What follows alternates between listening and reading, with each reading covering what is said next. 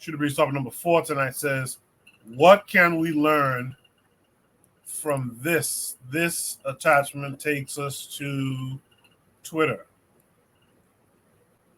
Here's a tweet from Ogu Chukwu. It says, they lied to us about this man, IDI AMIN, of Uganda. Fair media. So this is a 2-minute video. We'll watch it and then we'll discuss it. Can you repeat your question? Yes, with pleasure. We have seen pictures of you applauding the flogging of policemen. We have seen and heard stories, many of them, which are all validated, of thousands and tens of thousands of Asians being evicted from your country. You took their property, you didn't pay them. Is that your wave of the future? Is that all the love you're mentioning all this time? I think you believe in rumors, and some of this picture, it is not might be from Uganda. I think the people whom I sent away of the British citizens, they were controlling 99 economy of Uganda, all business, industries, and everything. And on top of that, I requested them when I took over in 1971. The power was handed over to me by the members of the armed forces. I asked them to apply for Uganda citizenship. They refused. And they control 99% of the economy. And the whole money they are getting, they don't bank this money in Uganda. They bank this money outside Uganda. And I am sure if they were still up to now, Uganda could have been bankrupt completely. And therefore, there is no other opportunity.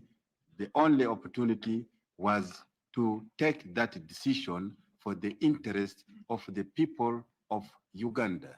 And then I took that decision, but I said that I will pay the compensation, and which I have written to the all government concerned. I'm sure the United States, I have already paid them cash, and I have written to government of United Kingdom, and the discussion is going on. And I have also written to India, which they have got a few Indians. I'm sure the delegation will be coming from. All right. I'm sorry if I was making noise in the background. I didn't realize my mic was still on for some time there. Let me see if there's more to this tweet. Yes. Again, when you guys post these, let me know it's a thread. Else I might forget not to check and see. Looks like it's the second part of the video, so we'll watch it and we'll discuss it. Coming from India and to discuss with the government of Uganda, and we shall pay. We don't say that we cannot pay, but some of the other point which you are saying, it is not true coming from India and to discuss with the government of Uganda, and we shall pay. We don't say that we cannot pay, but some of the other point which you are saying, it is not true coming. All right. I hope everyone was able to follow both videos there. Let me start only this time. Only what say you? What can we learn from this? Well, I think this Idi Amin demonstrates the importance of taking over state power. And that's the thing, that when you talk revolution, you're talking about taking over state power. There's two things to it. One, colonialism was this phenomenon, if you will, where other people control 99% of your economy. 99% of your economy. And so when you have a revolution, when you take over the state, you also have to take back 99% of your economy. And I think a lot of countries did not do that. So Buana was talking earlier about South Africa or Zania, and how they do not take their economy back from the Europeans. But Idi Amin is showing, hey, look, when you get into power, you can take the economy back. And that's something that, we're not doing. And because we're not doing that, a lot of times we cannot provide any solutions.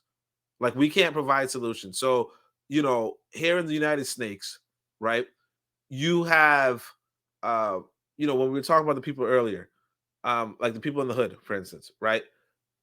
99% of their economy is controlled by foreigners. And on top of that, the United States maintains that economy accordingly.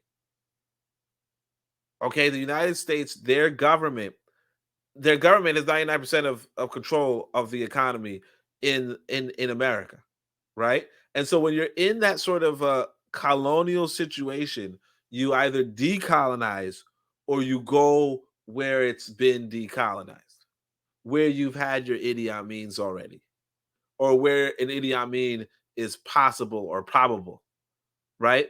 And that's what I'm really communicating, because he can tell the Asians get out. You can't tell the Asians to get out. You tell the Asians to get out, you go to prison. Though the Asian people inside of black neighborhoods are invited from Asia to set shop in black areas. You understand? They are invited not just by the Asian people, but by the US government. It's very, very, very difficult to get a visa to the United States. These people get a visa and a business, if not a business loan, no, they have registered businesses.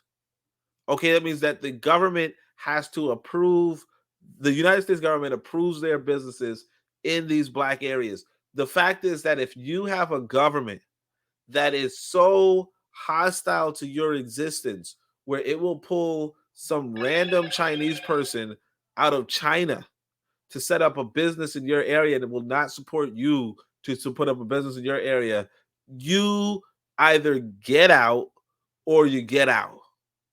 You know what I mean? Because if you're not getting out, you're just fighting the hard fight for nothing. You're fighting against the state. You're not going to win against the state. And I mean, I don't know if it was Garvey didn't say this exactly, but one part he did say was don't fight the state you're in. And what that tells me is, if you're not supposed to fight the state you're in, and this state is so damn hostile to you, go to another state where you don't need to fight. And that's the thing. That's the thing that I like. And I mean, obviously, I don't want to just keep one trick pony or whatever, OTP. But I do want people to understand that there's a logic that goes through everything, right? That you can either have this sort of a leadership, or you can have Joe Biden. And a lot of us are choosing Joe Biden and saying, why is everything going wrong? Well, Joe Biden's your leader.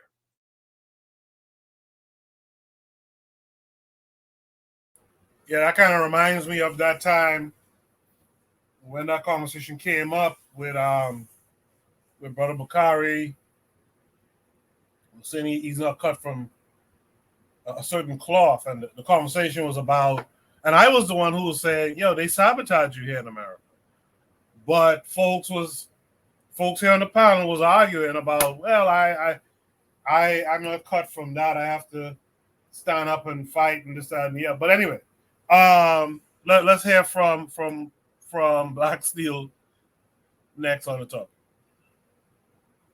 So my opinion of Idi Amin Dada is that, I mean, whenever the Europeans start giving you too much praise, you got to be careful, right? So he understood the condition that his country was in, especially being a former British colony. The Indians, being the majority business owners, taking that wealth, sending it overseas. Like he said, it was bleeding the country dry.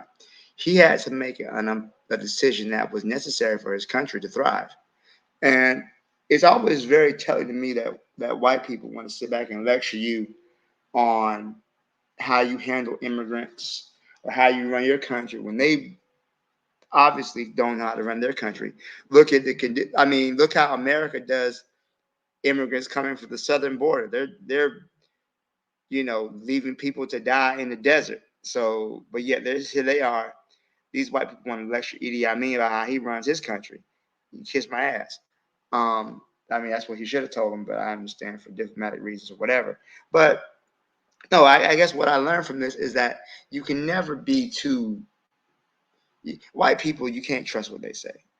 They really paint this man as a monster. They made a big Hollywood production about how he was just a tyrant, and in reality, he wasn't. He did what he felt was necessary for the betterment of Uganda. Uh, and history has judged him. He made some good choices, he made some bad choices. But this idea of wanting to characterize him as just some dictator, this despot, it's just ridiculous. There's not a single European who would allow a foreign ethnic group that refuses citizenship to own the majority of businesses in their country and remove their people's wealth from their country. There's no fucking way. But at the same time, they're going to criticize Idi Amin for doing something that they probably, had it been up to them, it would have been a genocide situation. They wouldn't let him leave. They would have probably killed him.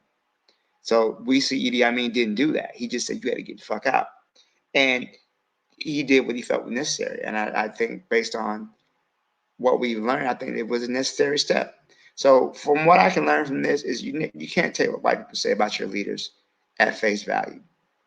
Whenever they start praising a black leader too much, we got to look at them kind of skeptically. So I'll leave it there. Thank you. Appreciate it, Black Steel. Last but not least, of course, let's have from Warner. Yes, what I would say, what I can learn from this is, in the face of being unpopular or being perceived as unpopular, black man needs to stand on that square. Stand on that square. And this happened in the 70s, I think, when this interview took place. But we watched this in 2023, and I'm proud to see that he was standing on this square in the face of being unpopular with this white British man. He didn't really give a shit about the idea to say he stood on his square and he said, "This is what I had to do, and I had to do this for my country." Now I wish that that Idi Amin had a little bit of foresight, but because he was maybe limited in some ways, he wouldn't have seen. See, I know the Onis of the world exist, and I know the Black Steels of the world exist, and to some degree, they feel like the society that they grew up with in, they didn't give them a fair shake in terms of what they wouldn't want to do. But I also know that there are people like these who would have learned skills, and skills that would have been translatable in my society, maybe not in the society where they come from, but in my society. I would grab these people up. See, when he created that void in terms of kicking all the Asians out, he replaced them with Ugandans who may have not necessarily had the wherewithal to run companies, but people with technical skills and coming from technical backgrounds like only them, who don't mind going to Africa and transitioning. They have the wherewithal to understand and would have been able to work alongside with the Ugandans, look just like the Ugandans, and prop up my government. Just as many Black Americans or people from the West are finding themselves in Ghana right now, translating all the skills that they would have possibly learned in the West to African societies and African countries. And then 20 years, 30 years down the line, you see a whole drastic difference, because now they have not necessarily a particular little small space to play with. They have a whole continent to play with now. These are people who would have learned and acquired professional skills in terms of running a country and moving a country forward. They could do more in these societies because the chains that they existed in the size of where they come from have been released. So now their mind is able to fly and run now. So now, and they in turn going to train the next generation of people and the next generation down the line. And I think that Idi Amin could have used people like these, but he may have not necessarily had the foresight. There are some African leaders who would embrace the idea of other blacks, since they didn't exist so many blacks who would have been able to train and groom the next generation of people. I would grab people like these up. I would grab people like these up and say, please come into my economy, help my economy grow. Let's grow together. You know, do what you can to produce in my economy. You know, let's move with this idea of Pan-Africanism. So I think that Idi Amin did stand on this square, but there are some things I felt like he fell short on in terms of continuing his government and going forward. But I'll stop there though. I'll stop there. I think I'm rambling a little bit. I'll stop there. No, it's fine. Thanks for that. Bueno, by the way, Idi Amin looks like he's from a place called Kemps Bay, Andros. You guys could look that up when you have time. I know Buana knows exactly what I'm talking about. I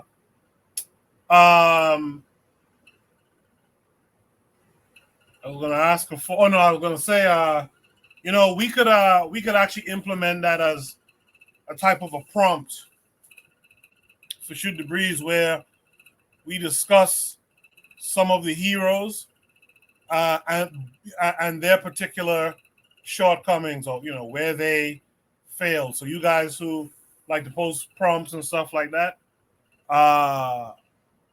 you guys can start posting, you know, topics like that. Let's talk about